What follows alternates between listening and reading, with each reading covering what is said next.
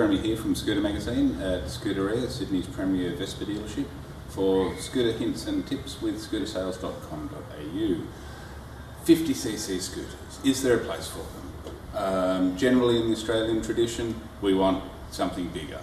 Larger is better than smaller, but there are legislative reasons why 50cc's are a good size for a scooter, and that's because you can use them on a car licence in various states and territories around the country.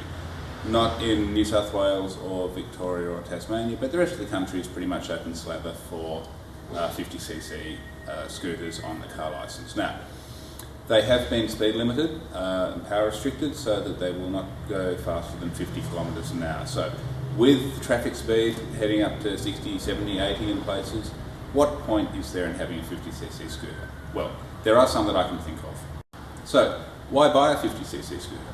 There are several points that I can think of. My commute is cross traffic, and a 50 will take me from home to the office and back in safety, quickly and cheaply, and that's probably the most important thing about a 50. Purchase price, very cheap compared with any other scooter in the market, or any other transport really. And with fuel economy approaching 2 litres per 100 kilometres, they're not going to make a dent in your wallet. They are cheap and cheerful transport, with the emphasis on the word cheap, but that doesn't mean that you should ignore them, because they are very useful in an overall transport sense. Imagine the family with 2 cars, 2 drivers, maybe teenage kids learning to drive. The pressure on the vehicles is quite intense, so consider your driving habits, the way that you do use transport. Why do you need a car all the time when there's just one of you? 50cc scooter, the second car, the third car in the garage if you like, will solve a lot of transport problems. It's minimal cost to run over the lifetime of the scooter. Purchase price is negligible really, and you'll be doing your bit to clean up the environment, reduce congestion on the roads, and as I said before, in most of Australia you can use them on a car licence.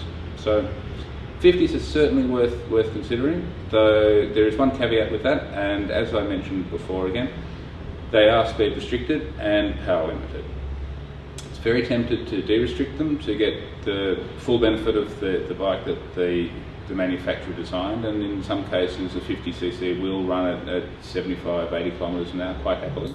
This is very much illegal. It will invalidate your warranty. You will be breaking the law, and you can be fined some serious amounts of money. So with that in mind, consider a 50 by all means. It can go a long way to solving your transport problems at a negligible price.